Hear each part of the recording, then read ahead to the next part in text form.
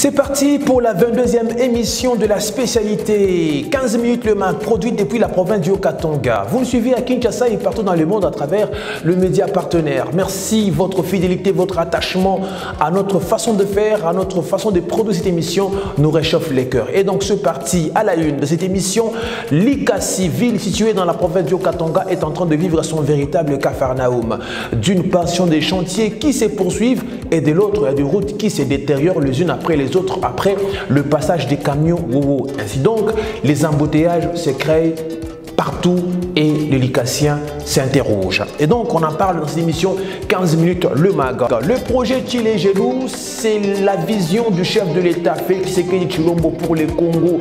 Telle est l'affirmation de l'honorable John Kolela Yahanou, qui est l'invité de l'émission 15 minutes. Vous nous suivez partout à travers la RDC, la revue de tweets n'est pas omise. Merci à vous tous. Il y a des jours comme ça. Bienvenue.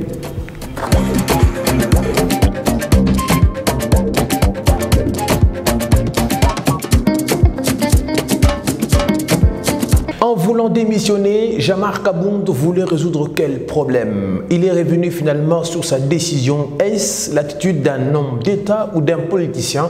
C'est un éditorial que je vous invite à suivre avec beaucoup plus d'intérêt et d'attention et vous y trouverez des éléments patriotiques. Regardez. Vous m'avez vu descendre du perchoir, c'est-à-dire que l'air est grave en fait. En ce jour, je prends la décision de démissionner de mes fonctions de premier vice-président de l'Assemblée nationale. Ainsi s'ouvre une nouvelle page de l'histoire. Tweeté Jean-Marc Kabound à Kabound sous son compte Twitter. Certifié. Loin d'être un piratage, le fait est vrai. Ceci est consécutif à un capharnaüm causé par les éléments de la garde républicaine à son domicile. C'est pratiquement la goutte qui a fait déborder le vase. Certaines sources signalent que la relation entre Jean-Marc Kabound à Kabound et le président de la République Félix Tshisekedi Tshilombo serait glaciale. Et alors, bonjour la déconfiture. Le président Bosso s'est mis en danse en allant chez Kabound pour lui demander de ne pas démissionner. Le papy a joué sa partition. Malgré l'intervention de plusieurs personnalités dont les députés de l'Union sacrée, la ligne rouge était déjà franchie, estimaient certains analystes politiques. L'homme finalement ne partira pas et il estime avoir écouté la base. Monsieur Kabound, mais laquelle? Si déjà, ce sont des messages et des aveux qui pleuvent à travers le pays. Pourquoi revenir sur sa décision si c'est avec conviction qu'il a annoncé sa démission, estiment certains observateurs? Faisons un quart de tour dans l'histoire. Qui est Jean-Marc Kabound? Le maître nageur est celui-là pratiquement qui était au centre du chapiteau de l'Union sacrée de la nation. L'enfant terrible de l'UDPS était omniprésent dans toutes les messes qui ont conduit à la mise en place de la structure Union sacrée, qui imprime la marque du président de la République, Fachi Beton, en Tshilé-Gelou. C'est lui l'homme au centre de plusieurs négociations politiques. C'est lui l'homme orchestre du départ de Janine Mabunda à l'Assemblée nationale, estime une certaine opinion. Le maître nageur a-t-il perdu son gilet de sauvetage en pleine tempête? Voilà qu'il est désormais en apnée. Jean-Marc Kabound entre honneur et humiliation. Les heures se précipitent, le jour s'égrène. C'est de la déconfiture, mesdames et messieurs, au sein du parti présidentiel. Alors, la session de mars qui pointe à l'horizon sera de tous les enjeux. Ouf, que disais-je, de tous les dangers. Nous y reviendrons. Si le quartier Mission, le quartier Zout, la commune des Chitourou et la commune des Panda gardent encore quelques bonnes et belles routes réhabilitées par le gouvernement provincial du Haut-Katanga, ce n'est pas le cas de la route qui mène vers la commune de Kikoula. Ici, c'est un décor presque macabre que présentent ces lieux. Trêve de bavardage, regardez. C'est l'image qu'est présentée cet endroit à hauteur du tunnel. Ces clichés appartiennent au passé. C'est désormais ces décors devenus familiers que présente cet espace dans la ville de Likasi. Si certaines avenues de la commune de Chitourou et quartier Mission gardent encore leur beauté des modernités réhabilitées par le gouvernement provincial, il n'est pas le cas pour celle-ci. L'entreprise locale commise a rabiboché le nid des poules, Bourbier, avant la réhabilitation complète de certaines avenues, n'a placé que la latérite, avec comme empreinte la boue. Les décors et celui-là, à chacun de lui prêter un qualificatif. Panne par ici, embourbement par là. Ces minibus, par exemple, est bloqué. Plusieurs minutes qu'il est coincé dans la boue. Un peu plus loin, ces camions-citernes est bloqué. Difficile pour lui de sortir. Situation illico presto occasionne des embouteillages et de longues files d'attente.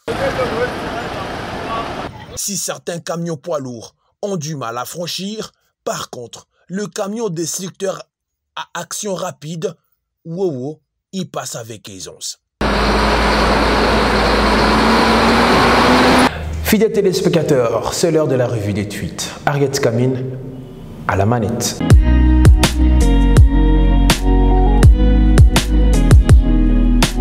La marche pacifique organisée à Lubumbashi pour exiger la libération du pasteur Ngoï Mulunda. À quand la démission de l'honorable Jean-Marc Kabound? C'est autour de ces sujets que gravite la revue de tweets de ce jour.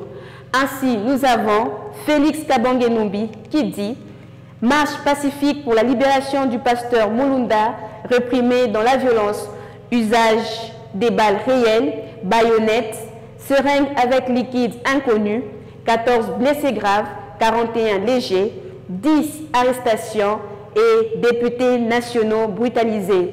Hashtag libérer pasteur Mulunda. À ce sujet, nous avons la réplique de Jeannot Tavolé qui dit « Il semble que c'est le chemin tracé par vous. Vous devez vous en féliciter pour avoir légué des actes qui sont repris fidèlement tels que dictés. » Du fil à l'aiguille, nous passons au tweet de Dorney Matumona qui dit « Je n'ai rien signé, je vais retirer quoi ?» Sur ce même sujet, nous avons Ramsès Koulou qui réagit en disant « Démission Yango et commis Yako forcé Moutou. Président Kabound, ne démissionnez pas. Faites ce qui est bien pour vous et qui vous semble correct, pas sous la pression des autres. »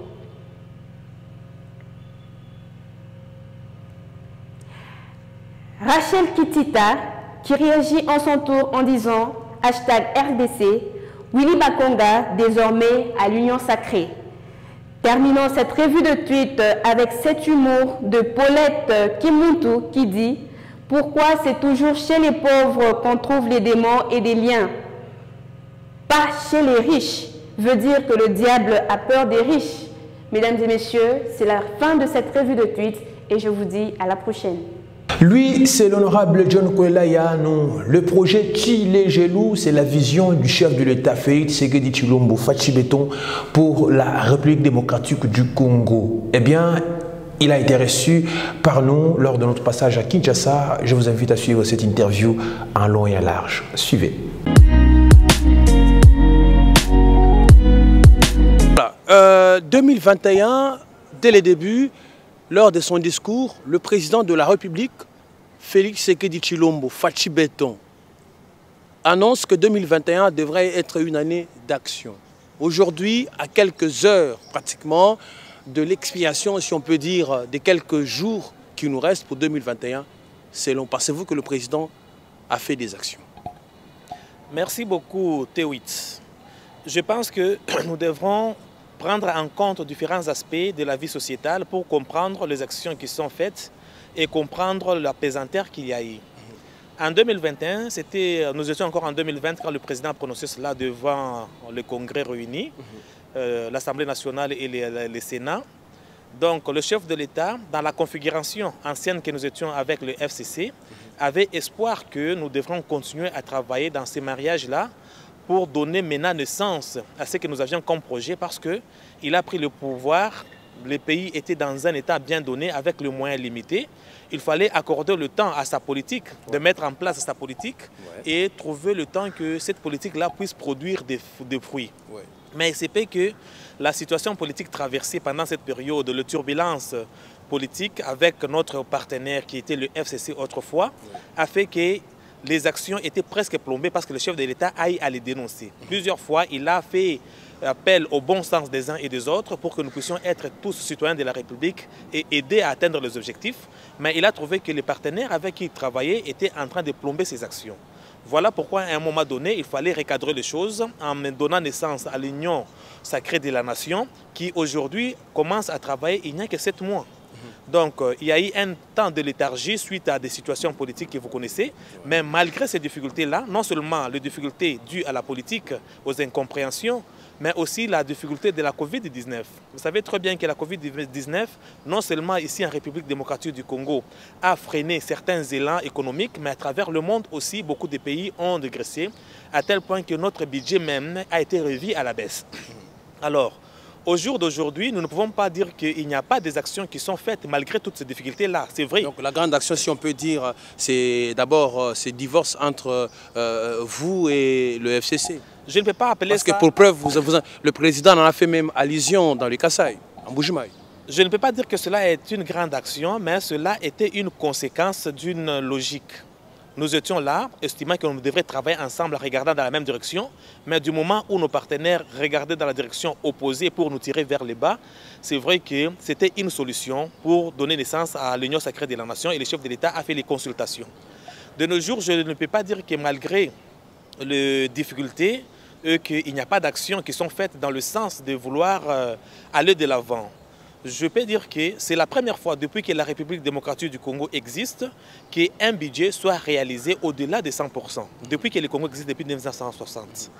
Aujourd'hui, grâce aux efforts des uns et des autres, particulièrement l'IGF, M. Alinguetti, dont je parviens mes sincères félicitations pour la qualité de son travail. Donc on reproche déjà qu'un dépassement budgétaire, c'est une question de mégestion. C'est la mauvaise gestion. Je vais en arriver. D'abord, allez-y sous les félicitations à M. Gilles Alinguetti que nous saluons avec la possibilité de le rencontrer aussi dans le... Félicitations pour la qualité du travail ensemble avec toute son équipe, mais aussi je lui présente mes vœux le meilleur pour l'année 2022.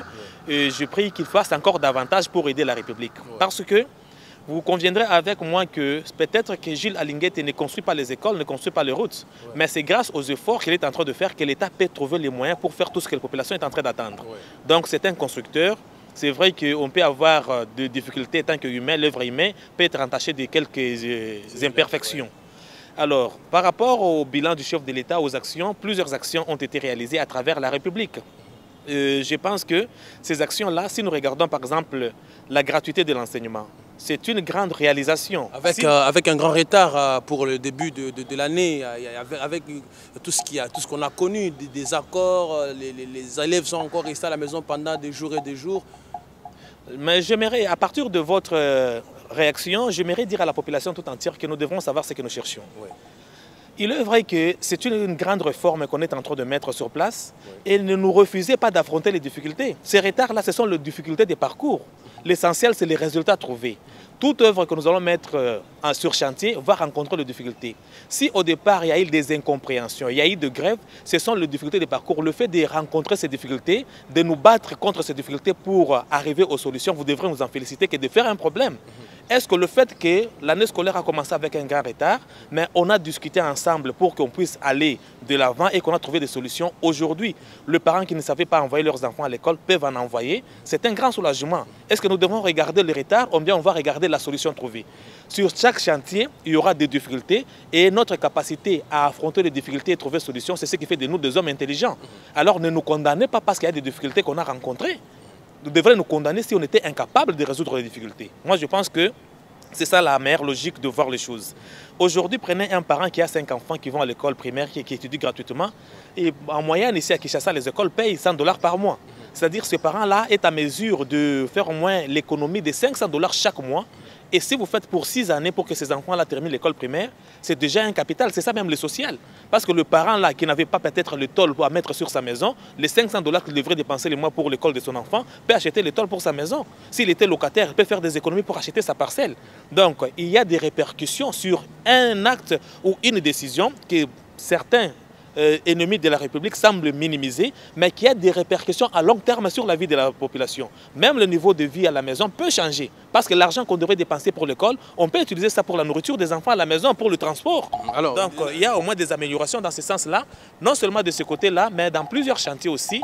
Il y a des commandes des avions pour la société à créer. Vous avez vu par exemple avec Kenya, nous avons fait un partenariat. Oui. Alors, il y a les avancées au niveau de la SNCC où les agents sont payés maintenant de manière régulière. Il n'y a plus des arriérés de 300 mois comme c'était dans les temps.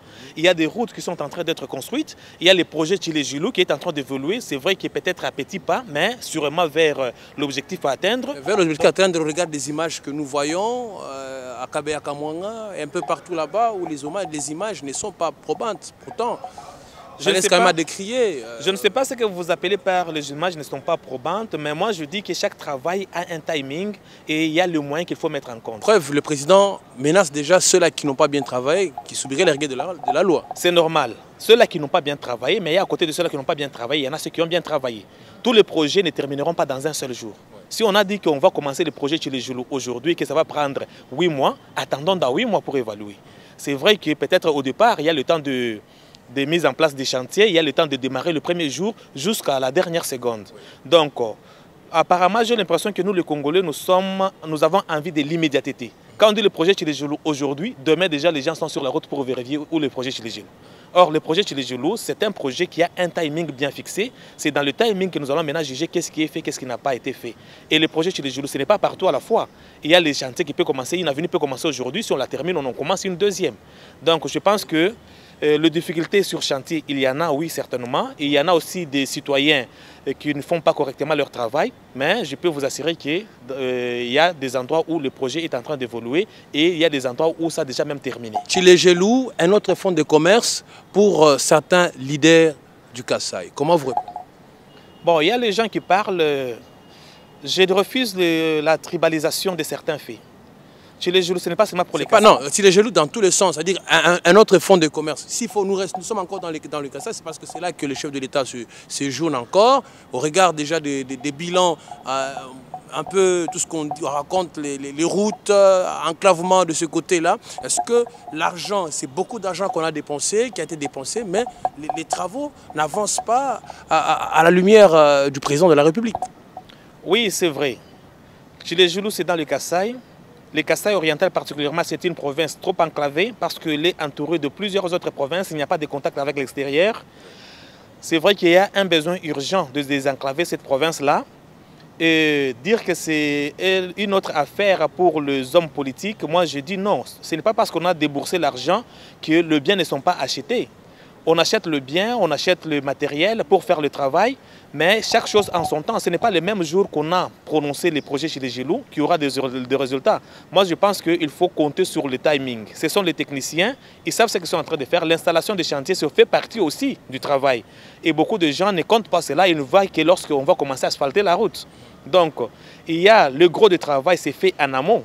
C'est là où il y a beaucoup de difficultés. Mais lorsque commencera la partie, par exemple, d'asphaltage ou de bitumage, je pense que ça irait très vite. C'est vrai que nous sommes pressés de voir le résultat, mais quand on a prononcé le procès Tshilé-Djilou, on a donné aussi les timings. Il faut aussi, lorsque vous donnez votre jugement, il faut tenir compte de la durée que cela a déjà fait. Donc le Tshilé-Djilou, c'est à Kinshasa, Tshilé-Djilou, c'est dans le Katanga, Tshilé-Djilou, c'est dans les Hauts-Lomami, Tshilé-Djilou, bref, c'est partout en RDC. C'est ce qu'on peut confirmer aujourd'hui, n'est-ce pas? Oui, on peut confirmer cela, mais en fonction du moyen que l'État disponibilise pour que cela avance au fur et à mesure, mais aussi en fonction du timing. Un projet qui peut durer une année, si nous sommes à 2-3 mois de ces projets-là, on ne peut pas l'évaluer en fonction d'une année. Il faut l'évaluer en fonction de 3 mois déjà consommés. Et là, on aura quand même un bon jugement qui sera objectif. Voilà. Parlons du social. C'est par là que nous allons terminer l'émission 15 minutes. RAM. Partout, tout le monde en parle. RAM, RAM, RAM. Tobingayo, combien de fois? RAM, d'abord, nous citoyens, nous devrons être des citoyens au vrai sens du terme. Quand nous étudions le cours de civisme, on nous donnait le droit et les devoirs du citoyen. Parmi les devoirs du citoyen, c'est de connaître les lois de son pays. Et je constate qu'il y a une carence de ce côté-là parmi nos citoyens, même parmi les leaders de ces pays. Vous défendez une escroquerie en RAM? J'en arrive, c'est là où je vais arriver. Vous savez que même si tu trouves d'autres politiciens que tu considères comme leaders, posez-lui la question sur même la Constitution. Il y en a beaucoup qui ne maîtrisent que quelques articles à problème. 72, 79, la Constitution, 2 mandats, la durée des mandats, mais le reste, beaucoup ignorent. Même la loi électorale, ce qui est à la base des discussions chaque fois après élection, c'est parce que beaucoup ignorent que nous sommes dans un système proportionnel. Dans un système proportionnel, quelqu'un peut réussir avec 200 voix, celui de 300 échoue. Mais les gens en font un problème parce qu'ils ignorent. C'est question d'ignorance. Dans mon peuple périt faute de connaissances. Faute de connaissances. D'abord, je dirais que le RAM, ce n'est pas une escroquerie. Le RAM existe dans la loi portant création et organisation de l'ACPT depuis 2002. Il y a une loi depuis 2002 qui a instauré les RAM.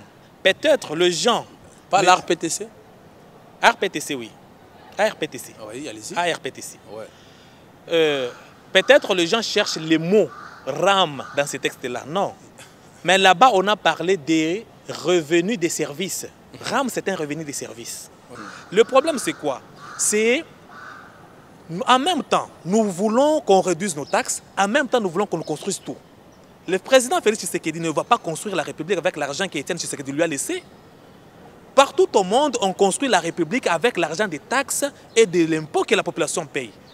Donc, si nous voulons qu'on reconstruise notre pays, acceptons aussi de serrer la ceinture pour payer des taxes. Quand les sénateurs, les députés aussi, vous aussi, tout le monde, crient à la suppression de la taxe RAM, comment vous trouvez ce paradigme-là? Moi, je trouve que c'est du populisme.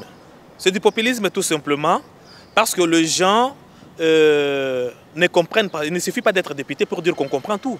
Tu peux être député, mais tu as toujours le même niveau d'études que tu avais. Ce n'est pas quand on devient député, on devient spécialiste, on comprend toutes les questions.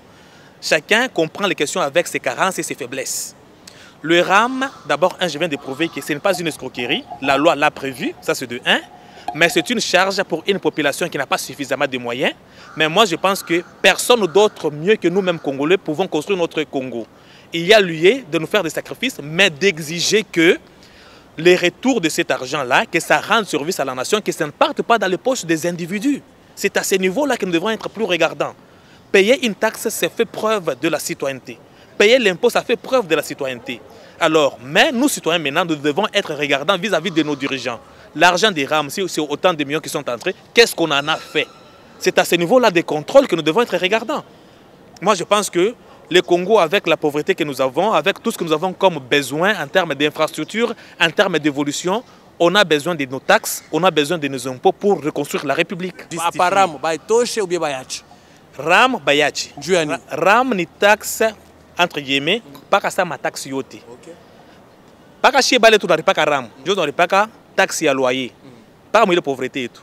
Tu n'arrives pas qu'à taxe à ma nyumba et tout le tout qu'on aille. Tu n'arrives pas qu'à taxe à motra et tout te mets balabala. N'est pas comme la pauvreté. La même chose avec RAM. Problème yango miye ni makuta ile kama ningia mukesi ya l'État bashi ba pas nishingia mifuko wa bantu ba tout servir nayo. Kama leo tunalipa pas RAM, supposons que c'est 1,7 $ pour une année je crois.